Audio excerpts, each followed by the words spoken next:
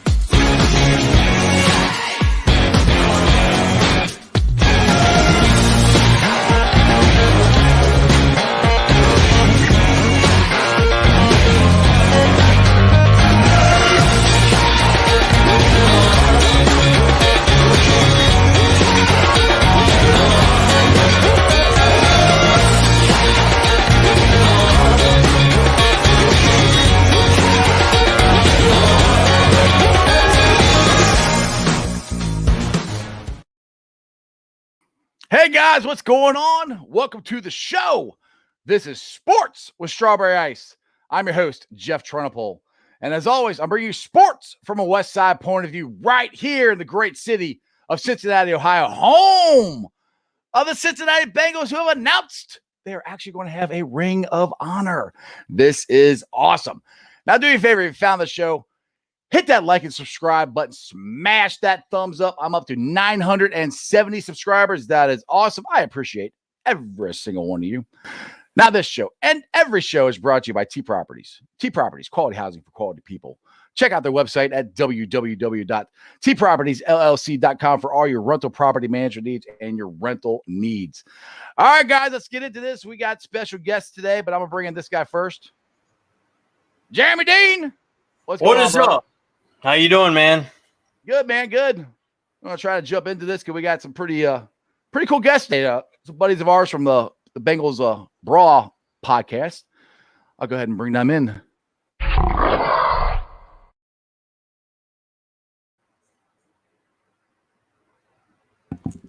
How we doing, gentlemen? What is going on, guys? Thanks for having us. We appreciate it. I feel like an outsider here. I got Jeff, Jeremy, Josh. I need to change my name. So we got West Coast Mark and we got Josh Cavalcante. I say it right again? You did. The only difference in this screen is Mark's not able to change my name to Superfan like he does on all of our episodes. So I had full control of my name on here. You're always the super fan there, right? Always. That's right. So you guys excited about the announcement of the Bengals Ring of Honor? Long time coming. Absolutely. I think it's great. I mean, the first two that that's been announced is Ken Anderson, Anthony Munoz and Paul Brown. Paul Brown, which I mean, I don't know how you could not have those guys as your first two. The first two I thought would be in there. My question is, who you guys think might be the next two? I got my thoughts on this. Well, I think if your thoughts aren't Ken Anderson and Ken Riley, then we probably need to check your head. I mean, that has to be the next two guys. The first two that are getting in with Munoz and Paul Brown, and then you add in Ken Riley and Ken Anderson. That's always everybody's Mount Rushmore of Cincinnati Bengals. Exactly. That's exactly what I was going to say. And I mean, to this day, it is an absolute travesty that neither one of them are in the Hall of Fame. This is the picture I was looking for. I'll pop this up there. But it's an actual travesty that they are not in there. I mean, they should be in the Hall of Fame. These are the only two members that are actually in the Hall of Fame in Paul Brown and Anthony Munoz. But the two Kens should definitely be in there as far as I am concerned. But I'm very excited about the Ring of Honor and what it's going to look like and what they're how big a show are they going to do for this? You know? Yeah, I'm excited about that. I think the more important thing I think it's going to reach more on a national level. I think, excuse me, a big problem of why we only have Anthony Munoz in the Hall of Fame is the Bengals organization and themselves has not honored their past legends, you know, with the Ring of Honor or whether it be statues or anything for that matter. There's been nothing. And I think that at least the organization themselves honoring these legends goes a long way into getting these other guys into Canton. Exactly. What's your thoughts there, Mark? Yeah, it's the same thing. There's a stair step in every team. It seems like you make the team's retired numbers or Hall of Fame, and then you make it to the Hall of Fame. And the Bengals have been sorely missing that first step of the process, as evidenced by the fact there's one player and one, front office person in the Hall of Fame. So ideally, there's a fan voting process in place that takes suite owners and season ticket holders, and they get to vote for the next two places. I'm hopeful that it's, the Ken and Ken show, but then I'm hopeful that they look at 3, 4, 5 and say, okay, here's our 2022 class. Right. And continue to move the ball forward where they say, okay, here's the 2 automatics, and then we're going to vote for 2 more. And year after year, they just continue to grow. Yeah, because there's so many guys that the Bengals should have honored in the past, 60 years or 50, however long they've been around, since 1968. That to me is one of the biggest reasons that Ken Anderson and Ken Riley are not in the Hall of Fame, because the Bengals have done nothing to promote them, to keep their name out there, Absolutely right. Well, it seems to be changing. Elizabeth Blackburn has been a breath of fresh air for the front office and for the fans, and they do seem to be listening. This has been something that we've been screaming about for years, but the day's finally come, and I think there's some other changes on the horizon as well, so they can stick to their guns as far as that hashtag new stripes. I'm excited to see the new jerseys as well. Yeah, that's gonna be fun to see here soon. Well, you got new jerseys, and it looks like they can get new numbers now too. They can pick, if we actually do draft Jamar Chase, he could actually be number 1 if he wants to be now. It looks like that. That's what the NFL came out with that earlier today. Mm-hmm. Yeah, I'm completely excited though for the Ring of Honor, just like you guys, and like you said, it'd be crazy not to have Ken Riley Jr. in there, Ken Anderson. There's so many good players. To put Willie Anderson is even, he's up there. It's going to be such a great experience for the fans, especially the fans that, have asked for this for years, like we have been talking about for the last year. But I really think it's going to help as we get towards the 2025 year, get our fans excited, get them back in the stadium. Hopefully this whole COVID thing goes away, and let's start getting excited about our Bengals again and have the fans stand behind our organization, like you were saying about Blackburn. We've got some things to look forward to. I really believe that in Cincinnati. Absolutely. Couldn't agree more. It's exciting times right now, especially with the draft. I think we got a really good chance of getting a dynamic player added to the fold as well. So yeah, it's really exciting, even though the Reds are killing it right now in Cincinnati. It's still Bengals fever. You can feel it. Oh, yeah, no doubt. It's unbelievable right now in the city. I mean, to start opening day, all I was talking about was Bengals. That's all anybody leading up to opening day. All anybody wanted to talk about was Bengals. Because they didn't do anything in the offseason. They're going to stink. And I kept saying, they still could be a pretty good team. They only lost 2 guys. Now, if they hit, boy, had they hit. They are not going to cover off the ball right now. So with everything going on with the Bengals and the Reds, red hot right now, it's pretty fun being here in Cincinnati. About time, right? Exactly. So just to let everybody know, you guys are, if they don't know you, which I'm pretty sure more people know you guys than they know me, you guys are do a podcast on the Bengals Brawl Network or the Brawl Network on, you call it the Bengals Brawl podcast. So what's up with that? Was anything new going on there? I think that's the understatement of the century. There's you like how I presented that to you? Yeah, that was good. I'll give everybody a quick head start. You can go to awfulannouncing.com and look at their staff writer, Andrew Buchholz, and he writes a pretty solid article I'll just give you the quick title here. It's a pretty well documented article of the goings on, but the article title is Brawl Network Sees Contributor Exodus and Complaints About Founder Mike Brez, including slurs in his past tweets. So as much as I appreciate you announcing us as part of the Brawl Network, our entire team and I'm not speaking for James Rapine and Tony Pike, but Josh, myself, Tony, James, we've all exited stage left from any association with the Brawl Network.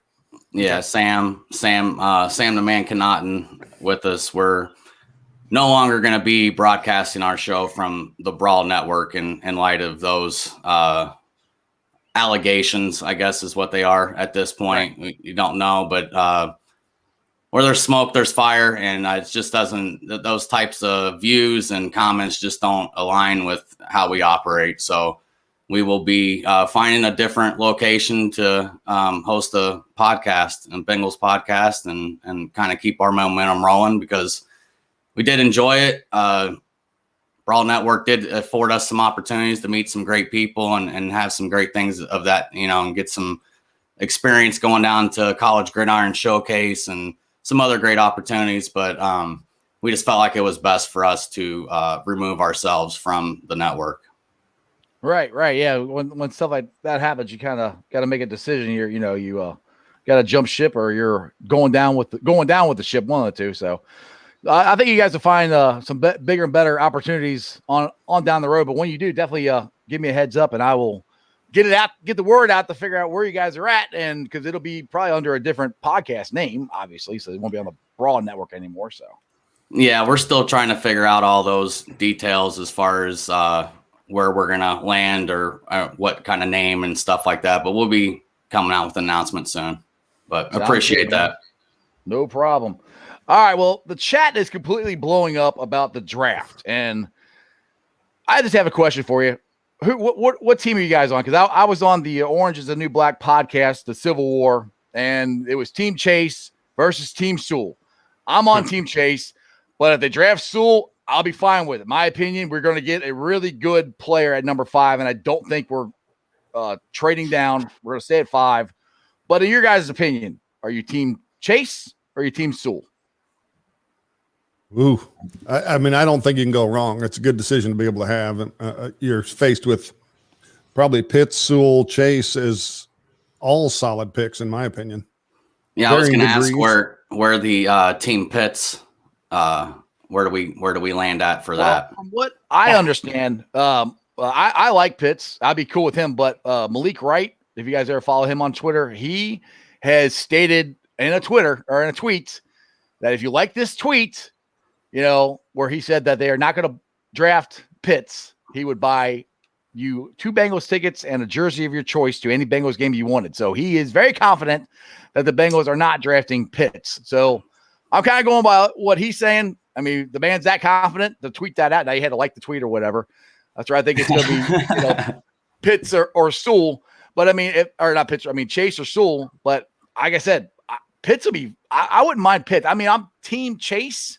I like him. I like the chemistry he had with Burrow. I think that's good. And the reason I'm more like that because of the amount of offensive lineman talent that is in the draft.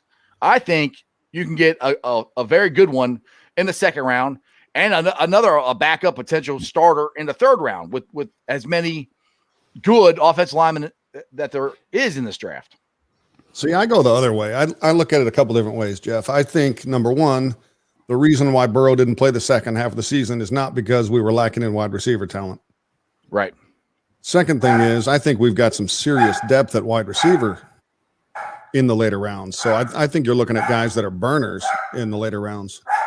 I think my dog agrees too. It sounds like there's another Team Sewell. Right, exactly.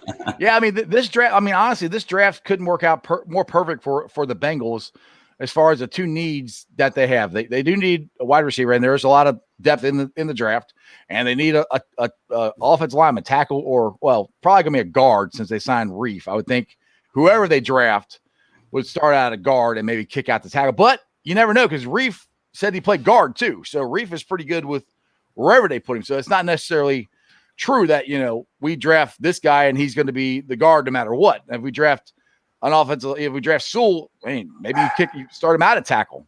There's lots of options. That's what I'm really happy with the way the Bengals have ran the offseason. Some people complained about not getting enough offensive linemen, but they weren't going to pay $80 million for Tooney. They needed more help than just him. And I think the two guys that they actually had targeted, one of them got franchised and one of them got re-signed. So that's why I think that's where they're at with the offensive line in the offseason. Yeah, you still got decent guard talent as free agents right now, and we definitely need some edge rush on the defensive side of the ball. And on top of that, I see Keith's making a comment. You can find a quality starter 3rd, 4th, 5th round in the draft. You can find a potential Pro Bowl talent in the 1st round. I don't know why you'd consider passing on that.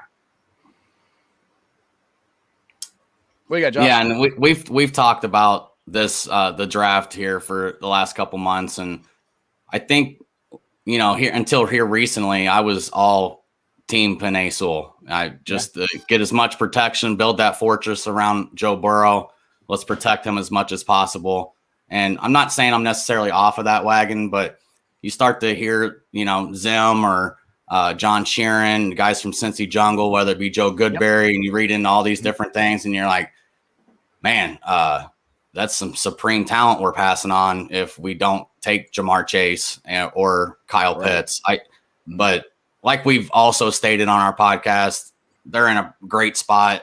They're going to be hard pressed to mess this up.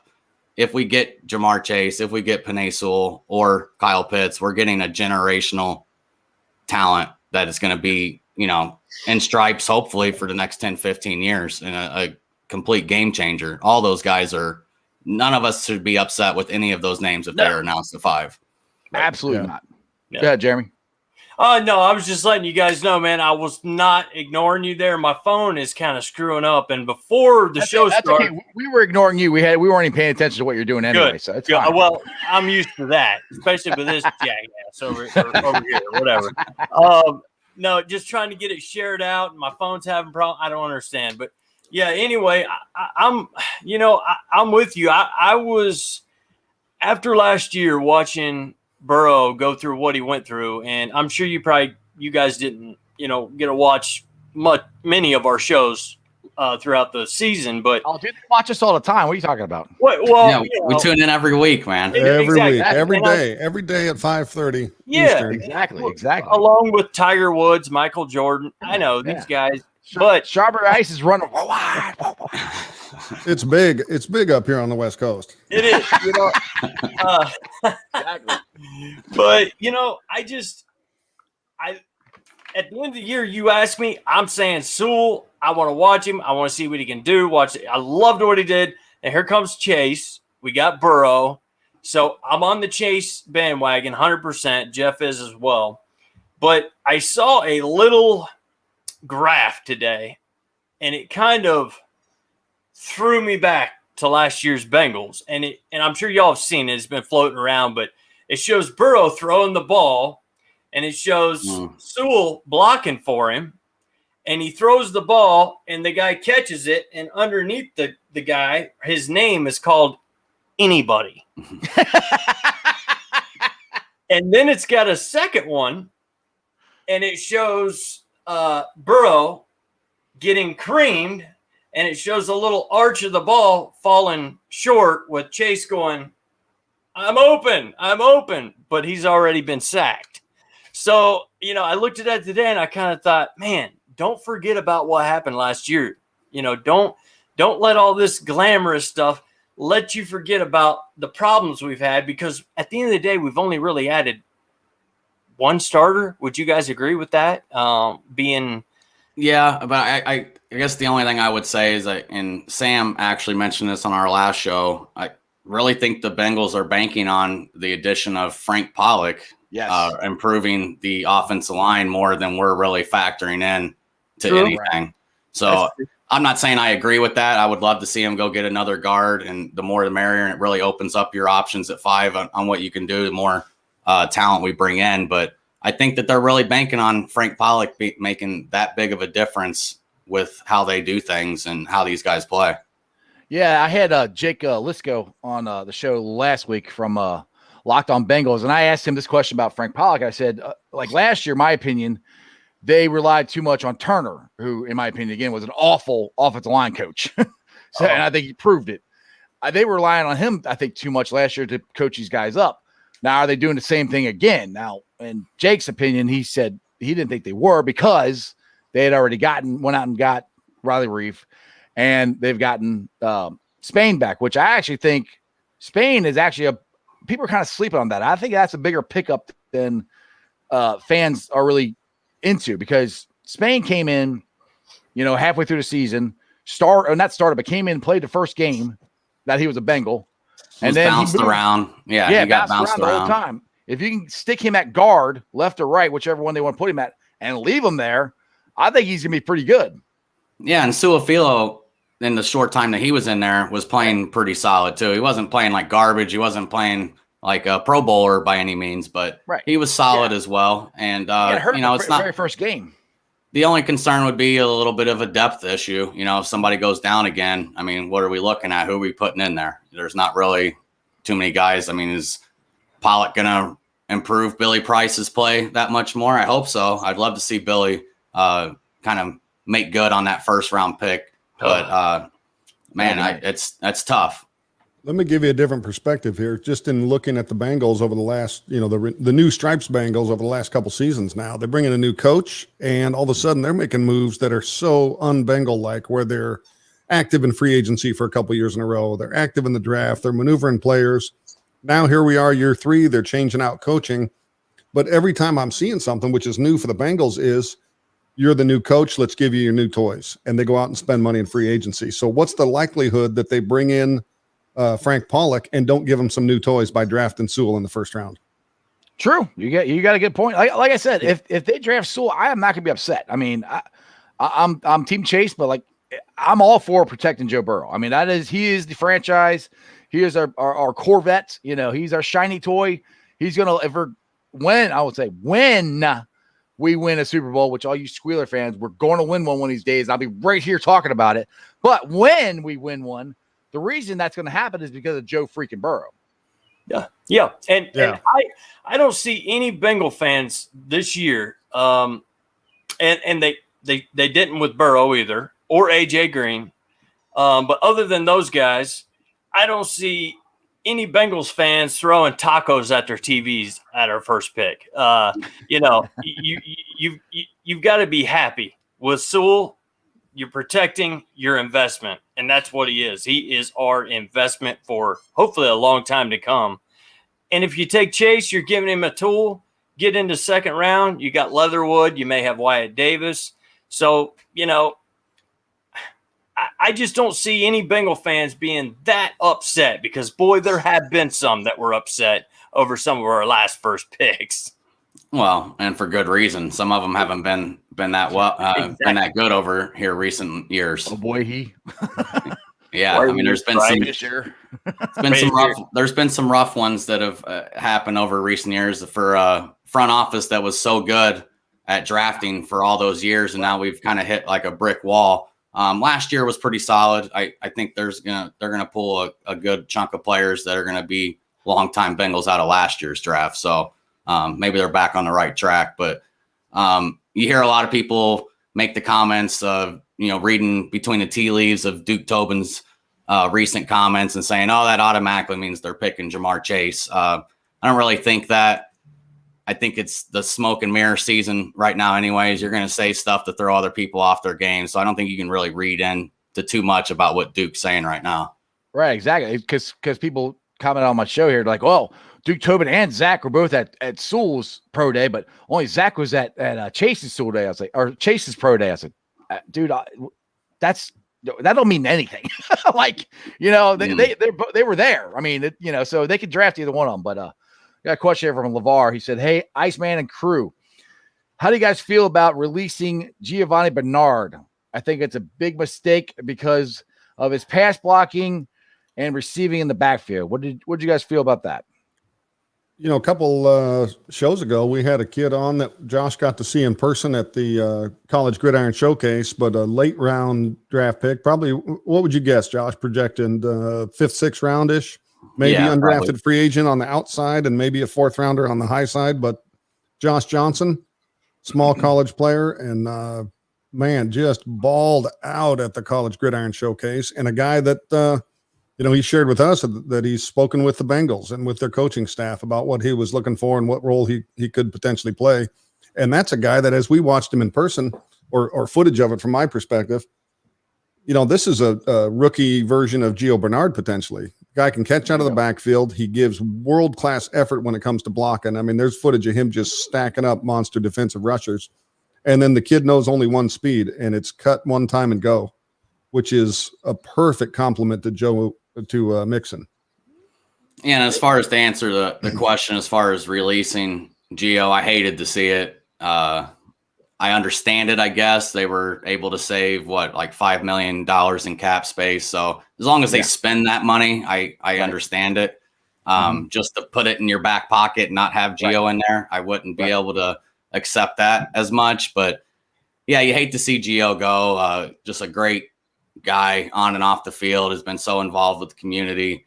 And that's a great point by the listener as far as his pass protection. He's been rock solid ever since he came into Cincinnati. But this might be kind of a sign where they're saying, okay, Mixon, it's your show now. As much as you can be in there, you're going to be in there. P. Ryan will obviously come in and spell him on some carries and stuff, because P. Ryan was okay in pass pro last year, but I don't think he's like somebody you're going to really throw out there as much as you were with Gio. So I think this is kind of a sign of saying Joe Mixon's going to be a 3-down back this upcoming season.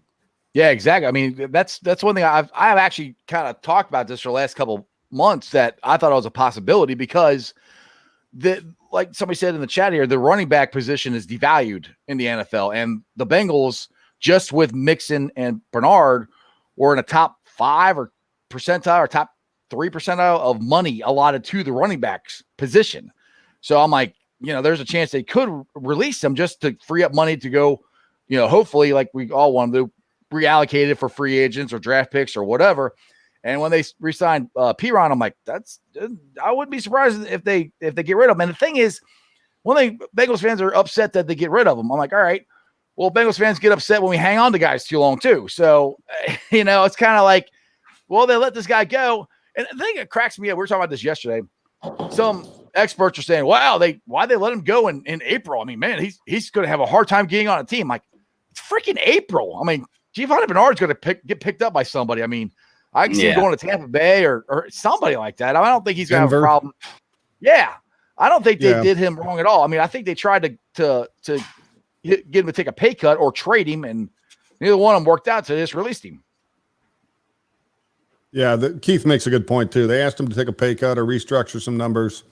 He said, just cut me, which I don't think it was a bash in the team or vice versa. I think it was just a solid, do me a solid and let me go, and I'll go find my own paycheck. Right, exactly. That's where I think they actually did him a favor, like you said. Go ahead, Jeremy. Oh, no, my bad. Yeah, and with Gio, I've heard a lot of people say, well, towards the end of the draft, we're going to have a guy like Trey Sermon out there. We're going to have a guy. Okay, I'm a Buckeye through and through. Schooled, raised, love my Buckeyes. But if you've got Joe Mixon, I think we can all admit he's kind of a power runner. He's a one-cut quick guy, but he's more of a slug. You know what I mean? He's a hard-hitting runner. Then you got P. Ryan, who, he's kind of in that same category. And then if you would bring in somebody like Sermon, does that sound to you? Would you like to have those 3 running backs? Because what I've tried to tell people is Sermon he can catch the ball from the backfield. But at the end of the day, he's running 4.6, man. And you got guys like Gino that are running 4.4s, 4.3s. And that's kind of where your dump offs. You want a little speed there. And I just don't see Sermon bringing that extra burst compared to what we would already have. I just don't know if that would be the 3 running backs that would really fix our situation. How do you guys feel about it? I mean, I don't know enough about where Sermon's supposed to get drafted. Like, isn't it somewhere in the middle rounds? Yeah. Five or seven. Yeah, he left school to go be a 5th-round pick. Makes no sense to me, but yeah. Okay. So maybe that's about where the Bengals probably start looking, maybe for that additional guy. So it's a possibility, but I would think that they would be more inclined to go after a guy that they know is a capable pass catching back and a better fit, a little quicker, and So I replace Gio. That's cheaper and younger. Yeah, I'm with you there. Like Josh Johnson, possibly. There you go. It answers their question. So all the Sermon people, I love him. He should have stayed. He could have went in the 1st or 2nd, but he left, and now he's going to be lucky to be drafted. So there's the answer to your question by Josh himself, guys. And I would have signed up for Trey Sermon's day any day. I would have loved to have been drafted in the 5th round. So I had that available to me. I think any of us would take that. Right on.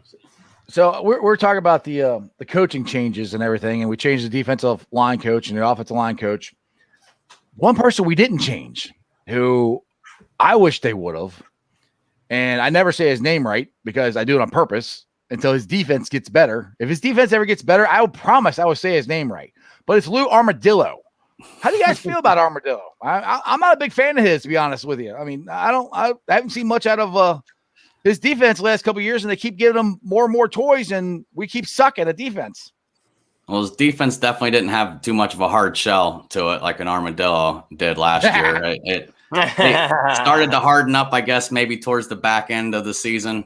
They started playing a little bit better, I thought. But, yeah, I think it's well past being put up or shut up time for Lou Anarumo, but especially after a second consecutive offseason where we've really loaded up on defense, and that's where we've really looked at the additions.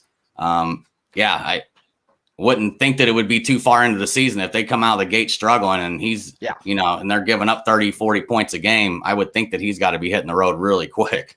He got to. And Mark, what and Josh, actually, is the last game where we literally gave up historic rushing.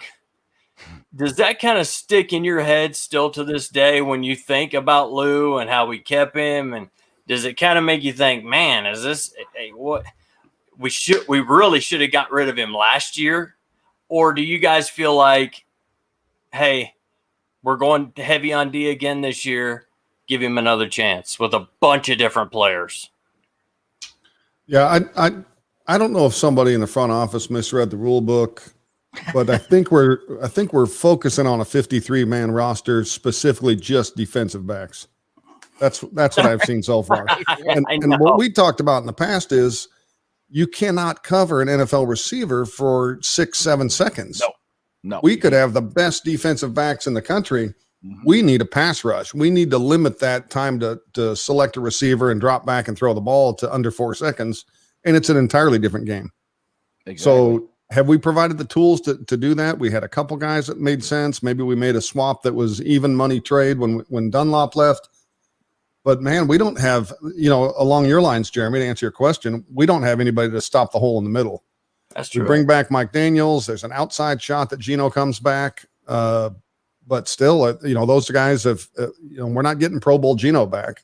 I don't care how much you pay. That guy's not around anymore. So is there another option at the defensive line that's just going to make a difference in the team? And I think you can see that key plug in the middle of the defensive line suddenly draws double teams and suddenly makes an outside pass rush reasonable, even without the world-class pass rusher. If I'm getting double teamed in the middle, I've watched it. You're down in Alabama. You see it in the SEC. One defensive interior lineman makes a difference on the outside edge rush every single game. No doubt. And to be fair to Mr. Armadillo, as the Iceman would call him, you lose players like DJ Reader. Geno Atkins was hurt most of last year. You lose Trey Waynes. We can say we added all those guys, but they really didn't play. Right. They were kind of the walking dead last year. You had a very young linebacking core. So you're probably not going to find too many defensive coordinators out there that would have made the Bengals a top 15 defense last year. So That's true. Right, exactly. I mean, I get all that with the injuries and everything, but it's for me, it's just, and I brought this up on my show a million times. The game that drove me nuts was the Indianapolis Colts game. I was there. How many times did we see a tight end, a wide receiver, a running back run wide open right over the middle of the field, and it has nothing to do with injuries. There was no Bengal within 5 yards of him. That's the problem I have with him, and that's where I'm just like, what are you scheming? I'll give it to him for the injuries and everything, but I don't like his schemes. He just backs off and plays zone almost the whole time. And he never blitzes, and that's another thing. Since he's getting Hilton, the quarterback, one of the best things he does is blitz. How many times did the Bengals blitz last year? So now that we have him, is he actually going to blitz? Because he should. You just signed him. So it's just a scheme thing with me that I don't see. I haven't seen anything of it in the 2 years. I don't like the way he schemed anything, to be honest. No. That's fair. Yeah. And this is for you guys too, just real quick. We all listened to his interview with the media when he first come in. He was going to change us from 4-3 to a 3-4 defense. That's the way we were going to draft. That's the way we were going to get guys. We were going to blitz, linebacker, like the Steelers do, like the Ravens do. He kind of, put all this in our head, and I'm thinking, now let's go out there and, and knock Ben Roethlisberger's block off. Let's go out there and do what they've been doing to us. And it seems like the last 2 years, we don't see 3-4 much ever. It's just a base defense through this whole last year. I mean, would you guys agree that there wasn't a whole lot of, I don't want to say trickery, but, when you're sending, your inside linebacker one time, you're outside the next, whatever, teams don't know what you're doing. I saw a lot of teams standing there pretty much just kind of pointing out, this is going to happen, this is going to happen. You tight end run over the middle because he's going to back up 10 yards. You're going to be wide open. I mean, how do you guys feel about the 3-4 and the 4-3 and what Lou's done with that? And the 5 and 6. Here's the worst part of it is we load up a roster to run a 3-4 defense, and then we run a 4-3 defense. So we've got a thick linebacker core, and then we play 3 of them. So I don't understand when your weakness is down linemen and when your weakness is edge rush, why don't you focus on bringing linebackers when you have a strength at linebacker? That was the most frustrating part. Right. Exactly. All right, hang on a second. We're at the halfway point. I like letting everybody know what they're watching. But you guys are watching Sports with Strawberry Ice. I got the guys formerly from the Bengals Brawl podcast on the show. We are going worldwide. The free agent. Me, Josh, Sam, and Gio currently free agents. Exactly. There you go. You guys, if you're watching the show on Facebook or anything like that, do me a favor. Hit the subscribe button on the YouTube channel. You can follow me on Facebook, Twitter, and Instagram. Don't forget TikTok. Oh yeah, TikTok. I had that one too. That's that guy right there. He's TikTok nuts. I'm TikTok. Oh, dude, seriously, we'll be on the weekends. I'll be sitting to watch a game. I get a notification. Dude, you got a TikTok just now. I'm like, all right. I'll be sitting watching the game, and my phone will be going ding, ding, ding. Look. Jeff made a TikTok. Jeff made a TikTok. Oh, get out of here. I don't make that many. You made way more than I have. Oh, come on. I bet you guys both look good. Both dancing on there. It looks good. That's an app I have not downloaded yet. So 14-year-old girl in the body. Yeah. Once you download it, it's addicting, man. I have 3 kids that are almost teenagers. One of them is a teenager. So I see plenty of TikTok. I just don't have it on my phone. Yeah, I got a daughter. I got a 16-year-old, almost 17-year-old daughter, and I'll try to do stuff on there, and I'll be like, I'll yell and call for her to come down. What do you want, Dad? What do you need help with on TikTok now? I'm like, how do you do this? There's my dog going off. Yeah, we know about 10% of TikTok. That's about our knowledge. Enough to be dangerous. That's right. This is how close I get to TikTok. There you go. Oh, man. There you go. There's the first sound effect. I was waiting for that. All right, guys. I got another question now. If you guys watch the show, I'm always the optimistic one, and that guy right there is the pessimistic one usually. A realist. Whatever. Anyway, my thought is, I really do think if the Bengals knock this draft out of the ballpark, that they have a chance to a shot at being a playoff team. I'm not saying they're going to, but I think they have a shot of making it. How do you guys? I know the division's hard, but the Squealers aren't that. They're going down. I think the Browns are the Browns, and then you got the Ravens, who the Ratbirds. So they're going to be good. But I don't know. What do you guys think? Well, just look at last year's schedule. You got a 3-point opening loss to the Chargers. You got a 5-point loss to the Browns. You take a tie to the Eagles. How many of those games, a 4-point clutching defeat from the jaws of victory from the Colts? How many of those games change? We're not talking about massive changes. How many of those games change and suddenly you have a winning record? Or suddenly you're fighting for a shot at the playoffs. So now with a 17-game schedule, can they get in that playoff hunt? I don't think it's unrealistic. We're not talking about wholesale massive changes to suddenly have a team that's competitive. They're competitive. They just are on the wrong side of the win-loss column on a couple games. Yeah, how much of that attitude takes over as well when you're suddenly saying, well, we lost another close one, and then does the team kind of start to cancerize themselves in the locker room just a touch, even if everybody's publicly positive? Yeah, Mark's bringing up just last year, but even if you go back to Zach Taylor's first year, a bunch of close losses. I mean, I don't know what his record is in one-score games offhand. It's not pretty, but there's been a lot of them. And if they could find some way of winning those games this year, I think it helps, obviously, having a healthy Joe Burrow who's showed that he's clutch in those situations. Yeah, I mean, I don't think they're far off. They just got to start. They're going to have a bunch of close games again this year, and they're going to have to figure out ways to win them instead of finding ways to lose them. What do you got? 3 games last year, being realistic, and Jeremy's tone. 3 games that we really weren't competitive in out of 16 games. Yeah, you got 2 Ravens games and a Steelers game. Yeah, that's it. Everything else they were pretty much in. I mean, to me, this is one thing I've brought up on the show. I think this would have changed the whole season if they don't call AJ Green for that pass interference against the Chargers. Then Joe freaking Burrow on his very first game in the NFL leads his team down the field for a winning touchdown. I think that changes the whole season because that gets them over the hump of winning the close game. And you got to learn how to win these things, and Barry Larkin said this on the broadcast with the Reds yesterday. You got to lose to be able to learn how to win. So the Bengals have got the losing part down, So I got that check. Check. We got that down. So they just got to learn how to finish games out. In my opinion, they are close. And if he doesn't get hurt in the Washington game, we're winning that game, I think, because we're killing them. Yeah. I think depth is still a little bit of a concern. I think if we look at our starting rotation, whether it be on offense, defense, we have solid pieces there. If guys start to go down in injury like they have every single year in the last 4 or 5 years, they could. I mean, it's going to be what we've had. I mean, you can't sustain that many injuries and expect to be successful, especially when you don't have the depth.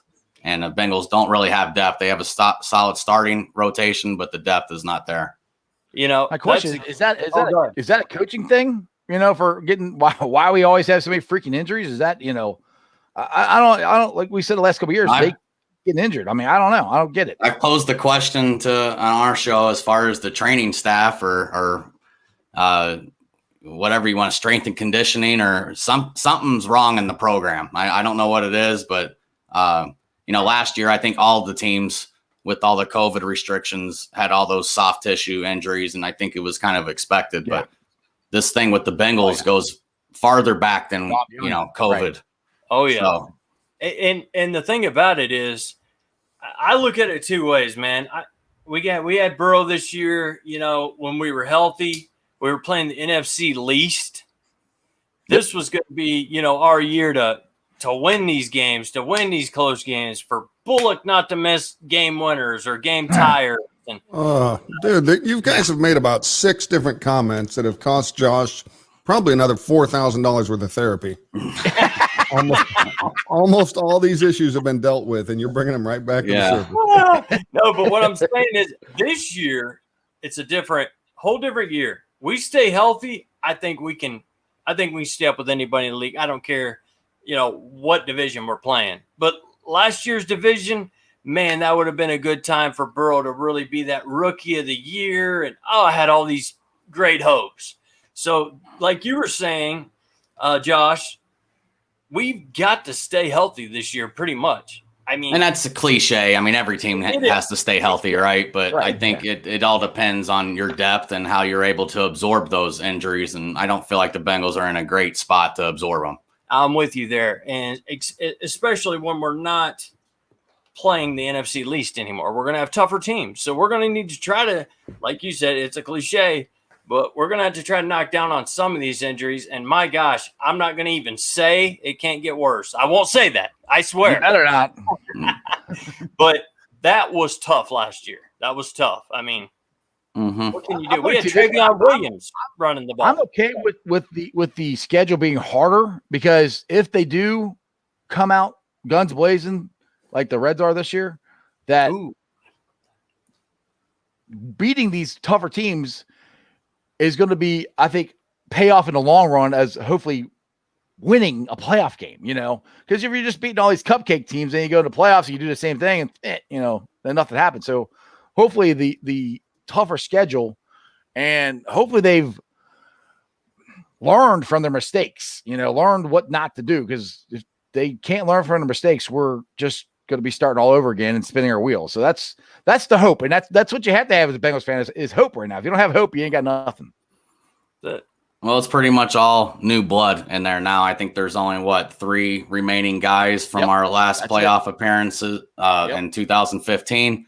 So it's all new blood in there, new leadership. Unfortunately, the mainstays of Hall of Famers, as I will always call him, AJ Green, and not that those guys were bad guys to follow, but it's just going to be a whole new leadership as far as in the locker room, and a whole new vibe. And Joe Burrow is going to be right at the front of that. And anybody, all of us have seen Joe Burrow under pressure in an interview. You just can't, hate anything that the guy does. Yeah, now that's one thing that's interesting with like you said, there's only 3 guys left from the last playoff game. They have given the keys to the car. They've given it to Zach Taylor. These are Zach's guys. So like we were saying with Armadillo, in the first couple of games, if the defense sucks, he might be out the door.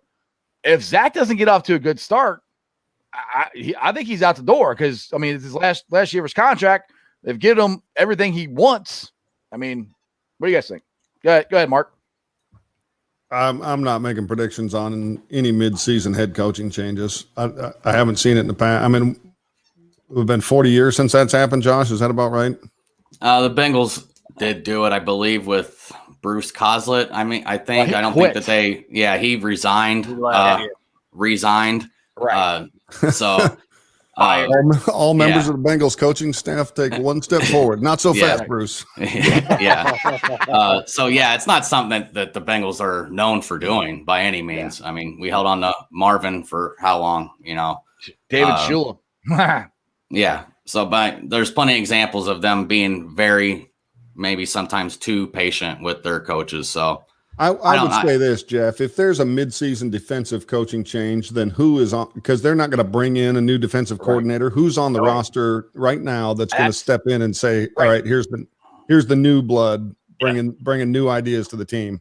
Exactly. That's what scares me, to be honest. I'm like, I don't know who they're going to bring in. There ain't much there. Darren Simmons has been here forever. He's not a defensive coordinator. I wouldn't know at all. Would you have a guess? Any of you guys? I think bringing Bengal Jim. Yeah. There you go. All right, that's a good one.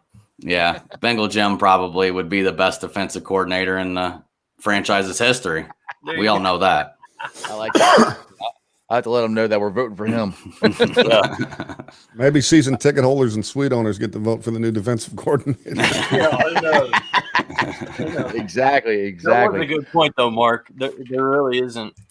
That was. It makes sense if there's somebody that's fresh blood that's got some new ideas that wasn't part of a disciple of Anarumo. So then all of a sudden you've got a little bit of a gear shift, but they already know the personnel.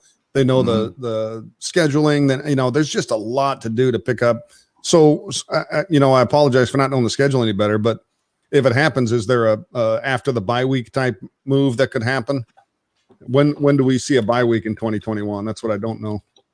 I don't. If that was week 6 or something, and we were 1-5, then is there a bye week? After week 6 type of thing. That might be an outside possibility if we just started off. Right. I'm looking. I got the. Oh, here it is. The opponent. LeVar nailed it. Bengal Jim would just have the other team out under the table drunk. I know. That's my man. Yeah, exactly. That's the opponents, but that's not the actual schedule. So the schedule actually hasn't come out yet. Yeah, I don't think they have that figured out yet. Yeah, so that's actually who we're playing. So I mean, it's not a gauntlet, I don't think. I mean, it's tougher than last year, but it's definitely doable. I think we can get a couple wins. Who's missing off of that? Who's missing off of that list? Who was the 17th game we added? 49ers. 49ers. Or excuse me, the Sucky Niners. That's what I call them because they beat us twice in 2 Super Bowls. Yeah, I try to have nicknames for everybody. Can't wait to hear ours. I can't. You got Superfan Josh and you got West Coast Mark. I can't give you nicknames. You already got them. Okay, perfect. What you got, Jeremy? Oh no, man! I was sitting back and listening and agreeing, dude. I mean, that's where I'm at. I'm same way, feel the exact same way. And I also wanted to let Josh know, dude, your nickname's a lot better than mine because somehow Dimebag. I'm Dimebag Dean. Now, for the record, haven't done any of this since Jeremy brought it up. Jeremy brought it up. Years ago. I did not. Just for the record. Crip. So it was a joke. So now, something 30 years ago, I'm paying for, or 25 years ago. 30 years ago, you would have looked at that as a badge of honor. Well, I would have, yes. I'm gonna go into the Wayback Machine here. One of our early guests was Cincinnati reporter Brandon Seho, and we pulled out some footage from a college project of his when this is umpteen years ago when Ohio was voting to legalize marijuana. Oh, yeah. And he ran a college senior project video. And I think, do you remember what his line was? Something about Cincinnati voters are not too high on the idea. Right. And he was saying, please don't play that. That's all I need. So did Ohio not just legalize marijuana in the most recent vote? Or I know Illinois did, right, Josh? Yeah, Illinois has forever ago. I thought that maybe Ohio did, or medical marijuana or something or other. Bunch of people, yeah. How about Alabama? Alabama has not, and it'll probably be the last state to ever do so. We just got beer on Sundays 2 years ago. if that tells you anything, yeah. Yeah, Indiana's the same way. Mm-hmm. But yeah, as far as the nicknames, yeah, Mark goes ahead and put Superfan next to mine. So that's Mark's nickname for me. I will probably forever be his Bengals Superfan. Got him into the Bengals love, so that's his nickname for me. Superfan Josh. Yeah. It's just much easier than the last name. I love it. But let me ask you guys this, man, while you're on here. And I know you probably answered it a million times, but as Bengal fans all of our lives, like we all have been, how do you feel totally about the offseason and where we're going and pretty much changing up our whole defensive backfield? We only got one lineman as of right now for free agency. How do you guys feel in a whole about what we've done? I feel pretty solid about it. I mean, I think that they could have probably made some more moves on offensive line. That I would have liked to have seen something. But I think with the loss of William Jackson, that hurts a little bit, but they were able to replace him with pretty Cheeto Awuzie is a solid, guy to bring back in. And then we talked about Mike Hilton as well. I mean, that's a solid addition. I, in my opinion, think that the cornerback room is upgraded over what it was in previous years. Now the D line, we'll have to see. Can Ogunjobi,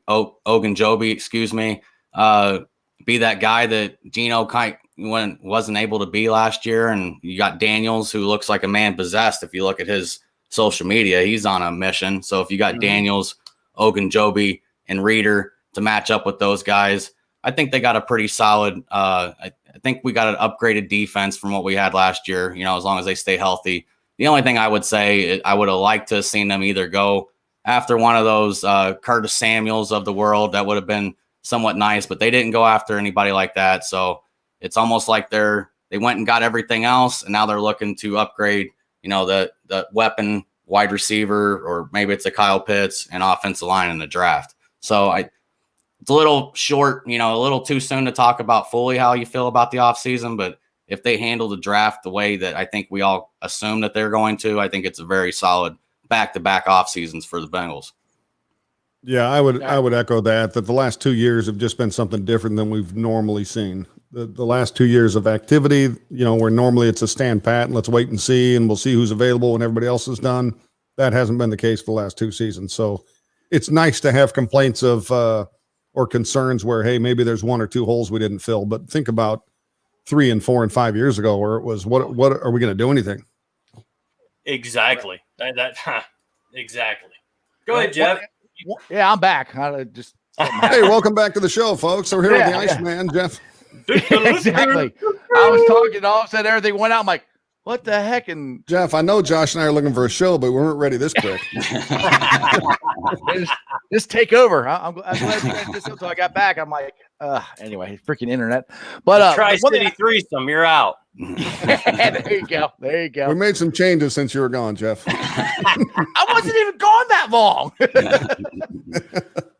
But one thing that people have to keep in mind too is there's going to be more cuts, from other teams in the NFL, because there's lots of teams that are still over the cap. So they got to make cuts, and there's going to be some pretty big cuts. And I think the Bengals are still waiting to see what that is too, as far as guys they can get, as far as the defense line, or hopefully a edge rusher, because there's not really a lot of edge rushers in this draft. Which, if I'm recapping something you guys already said, I apologize.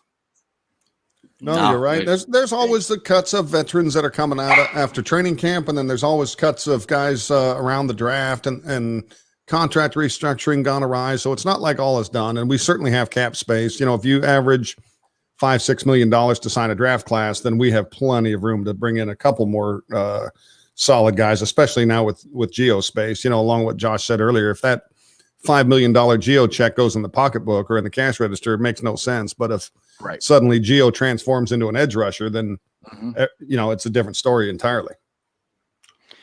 Yep. Yeah, I actually heard that with the Geno hit, and this was by a pretty reputable source, that we're almost 20 million under the cap still. Yeah. That's quite a bit of money for somebody that may get cut as we get closer to draft, as we maybe make some moves during the draft or whatever. I can see some guys being cut, like Jeff said, and I can see our money sitting here that can take them, like Josh, offensive lineman, another one, or whatever. Just depends on what they decide to do in the draft is what we're going to do with these last few free agents, is what I think. Yeah, I'm still hoping they go after his name slips me right now. He's the edge rusher from the Redskins that came, or not the Redskins, the Washington football team. I still do that every once in a while. The Washington football team that came in a couple of weeks ago, and according to Jake, let's go on Locked On podcast or Bengals podcast, he thinks that ship has sailed. But as far as I know, he hadn't signed with anybody, and now we have even more money. So it could be that's a move I was really hoping they would make to get that rotation. With the guys we signed, the guys you already have, and add him to it. I think that would be a great move. And you're talking Ryan Kerrigan, right? Yes, that's his name. Thank you. What do you guys think? That would be a great addition. I just think that they've done what they were going to do, and it almost seems like we're kind of playing it what we're going to do in the draft, and then they'll reattack it afterwards. I think that. Yeah, I agree. They're on the draft plan right now, and then once they get the draft to figure out what they got there, then they'll try to fill in the rest afterwards. But like I said, I don't think they're done. I think they got a lot of moves left, and I think it's going to be a lot of fun this year. But it's almost 6:30. I told you guys we were on for about an hour, so I will let you guys roll on, and I appreciate you guys coming on the show. You guys can come on anytime you want. And hey, if you haven't got a place to podcast yet, we're going 4 wide now. We can go 5 wide with Sam too, so we can do this more often. You damn right. Yeah, appreciate it. We really appreciate you guys having us on, and we love your guys' show. I appreciate all the kind words, and hopefully we're able to land somewhere here in short order and get some shows out ourselves. But the only disappointing thing is we didn't get to. I thought we were going to talk about some Reds, but we got tied into the Bengals. I could talk about the Bengals we always do for hours, but hey, we can keep going. We can talk Reds if you want. The Reds. Let me ask you this, Jeff. How many more games do we need to score double digits before they start spelling Reds R-R-E-D-S?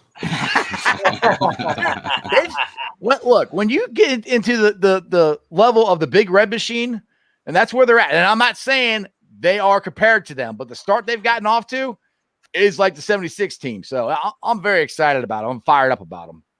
Yep. Long season, but way to start. I would just say this, outside of maybe those last couple weeks late last season where they got on a run and actually snuck into the playoffs, this first week of this season is probably as much fun as I've had watching Reds baseball, and I can't remember when. The play of Nick Castellanos that's got to hype you up. Jonathan India has just been lights out. Rookie, that he looks like he's going to be a sensation for years to come. The pitching staff has been unreal outside of a few little blips here and there. I know Luis had a tough time on opening day, but he was able to bounce back yesterday. But it's fun. It's as much fun as I've had watching Reds baseball since maybe those playoff years back in 2012, sometime in that range. So it's been a while since we've been able to enjoy some Reds winning. Yeah, 2012 when we were up 3-1 and we can't win a freaking game. But yeah, but yes, it's been an absolute blast. I call Nick Castellanos Nick Cablastos, and then the new nickname for Jonathan India is the Red Sparrow. But it is an absolute, like I said, it's been an absolute blast. And the thing is, we're getting this great pitching, and Sonny Gray hasn't even made a start yet. Right. True. Yeah, so we got more to come. Yeah, I mean it's pretty exciting. You look at that lineup. I know there was a little bit of question marks maybe around Eugenio Suarez playing that shortstop position, but man, he's looked impressive through the first week. He's made some outstanding plays over there. So they got a pretty solid lineup top to bottom, and it's going to be fun if they keep playing like this, man. It's going to be a fun season. It's going to be a lot of fun to watch it. They keep this. Now they're not going to. I mean, Castellanos. I mean, look. The guy's already hit a slump. I mean, he was batting 500. Now he's only batting 438. So, I mean, he's already going downhill as we speak. So he'll pull out of that. Yeah. Exactly. Yeah, I think that 0 for 4 day yesterday took a hit on his 538 batting average. But what's your prediction? We're on a 5-game win streak right now. Where do they got a shot at dropping the next game? The good thing is I always worry when we go out west, because they always suck when they go out west. But they were just in Arizona. So, they haven't been home that long. So hopefully the time change will get used to it, and they can take off. And because Arizona isn't that great of a team. So I don't know. What I'm hoping is they get off to the same kind of start that my favorite Reds team of all time, the 1990 wire-to-wire team had. Now they get off to a 9-1 start. Now they won their first 9 before they lost one. Now the Reds will be hopefully the opposite, lost their first one and then win the next 9. They got 4 more to go. So hopefully that starts in Arizona. They got 3 of them with Arizona tomorrow night. And I don't know what I'm going to watch because there's no Reds, there's no Bengals. I'm like, I don't know. Maybe I'll watch wrestling with Jeremy or something. I don't know. There you go. What do you think? Go to bed early tonight. Yeah. Well, I have to do that anyway, but I'm old. Well, if they ever legalize pot in Ohio, you can start watching golf on TV. Hey, I love golf. You kidding me? Jiminy Chris. I don't mind golf, that. but watching golf on TV, come on, Jeremy. Dimebag fits. Dimebag Dean. Just roll up with a dime bag and a little Masters golf, and we're gonna watch some golf tonight, boys. Oh man, are those azaleas? Get me a pimento cheese sandwich, man. That's 200-yard 9-iron right there, bro. Dude, did you know 300 yards is 900 feet? Whoa. 900 feet's like from here to the sun. All of a sudden, I feel like I'm watching Beavis and Butthead again. Oh my goodness. But yeah, great point by Keith there too, with some guys coming back with Gray and Lorenzen coming back. Yeah, loaded. Yep. I'd say if we can just keep this And 5-1 pace up the rest of the season, it'll be fine. I'll handle it. 30 losses. Yeah. Okay. I think we'll be good then. yeah. Well, just keep winning at a 500 clip or whatever, whatever. 132 and 30. I'm fine. I'll take it. Yeah, that'd be good. I'll take that. I mean, I've been talking smack on my page saying I'm calling it now. We're going to the playoffs. So, but like I said, enjoy the moment. That's my thing. It's because some Reds fans are like, oh, well, they're playing against the Pirates. Did you see what they did against the Cardinals? They kicked their ass too. So, I mean, and then somebody comes out, well, Armin Garrett, he sucked the other day. He just said, dude, he got the job done. I mean, just quit looking for stuff to be upset about. Just enjoy the ride because it doesn't happen very often like this. This is the best stretch of baseball for this team that I have ever seen in my entire life.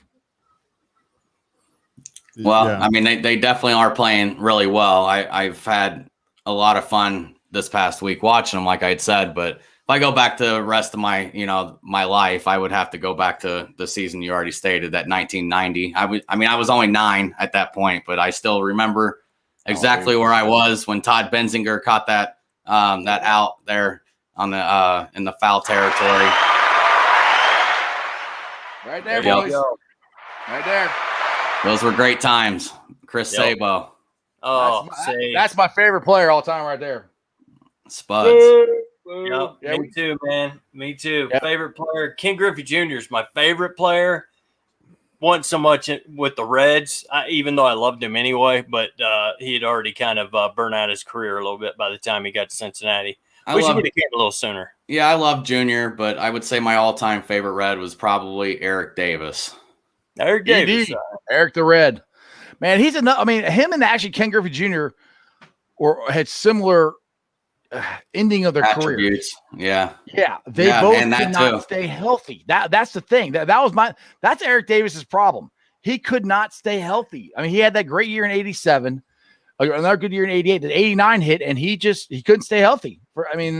You go out there and dive around on that riverfront AstroTurf and see how long you last. Exactly. I'm not complaining. I'm more disappointed. I wish he would have been able to stay healthy, Yeah.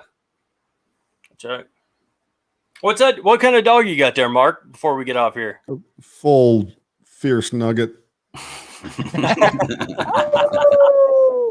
love that dog. Little Pinto. Pinto's the name. Pinto. What's up, Pinto? He's a big Bengals fan. I've got 2 horses that live with me, man, and Great Danes. My God. Oh, it makes Jeremy feel like a man. I gladly trade. That's why I got this pup. I just lost my Great Dane a couple years back, and yard duty is remarkably different. Yes. Yes. You don't need one of those big claws, man. Oh my God. Got more therapy. Jeez. Right on. Exactly.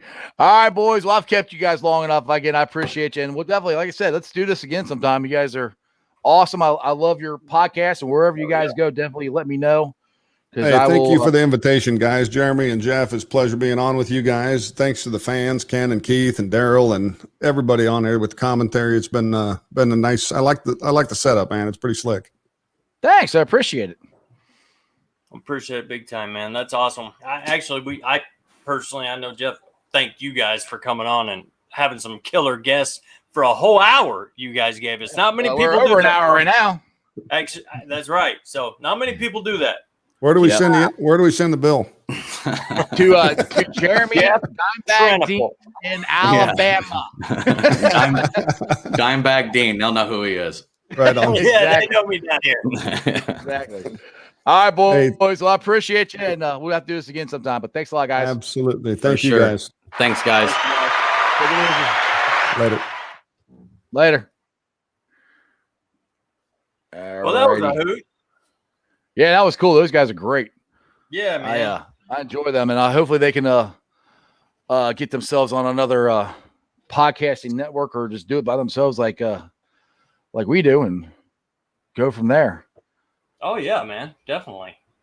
They won't have no problem. I mean, they'll find they're fun. They're fun. Like I said, I enjoy their podcast, and I've been trying to listen to the last podcast. I went on there to get on it, and there was nothing there. Like the podcast, it said it was there, but it wasn't there. So I'm like, all right. Because the whole deal, the whole thing they got going on. So anyway, let's get the hell out of here. I want to thank all the Facebook groups that let me live stream on their pages. I invite you guys to join all of them. They are Who Dey Nation, Cincinnati Reds, riding third, heading for home, Bearcat Country, the Ohio State Bucknuts, the Ice Bar, where you can find our silly TikToks that we were talking about earlier. And follow me on my Strawberry Ice page, which is blowing up. I have, as when the show started, I had 936 likes. 1,016 of you guys are following the show. I have 328 followers on Twitter. I'm also on Instagram, like I said, TikTok. Now, all you 1,016 people, if you're watching this on any of the Facebook platforms, I have 970 subscribers. I need to get to 1,000. So please, if you haven't subscribed, please subscribe to Sports with Strawberry Ice on the YouTube channel. I'll be pulling the sound off later on tonight, putting it up on the podcast so you guys can check it out. I'm on Spotify, Apple iTunes, and pretty much wherever you get your podcasts. And other than that, Jeremy, I'll just call him D, you get us to roll on out of here. Sure will, man. Sure will. I know I've said it on other shows, but you know what? You can't beat this, guys, for free. So tell your friends, send them to Sports with Strawberry Ice on YouTube, just like Jeff told you. Subscribe. It's all free. If each of y'all would do it, we would be out of the moon. So unless you've got some major news coming up here, Jeff, I think I will go ahead and take it on out. Sounds good. Ready? Everybody, all together now. Well, as always, remember one thing and one thing only, and that is you don't live in Cleveland, you live in Cincinnati, so act like it. Who Dey, baby. Thank you, guys. Thank you, guys. Who Dey. Let's go, Reds. I don't know what the hell I'm going to do tonight. I got no sports to watch. Like I said, maybe I'll go watch wrestling with you. I don't know. We'll find out. But we'll see you guys tomorrow. Try to do the Zeke of the week. I got some ideas. Do you? And other than that, that's just sports, baby. See ya!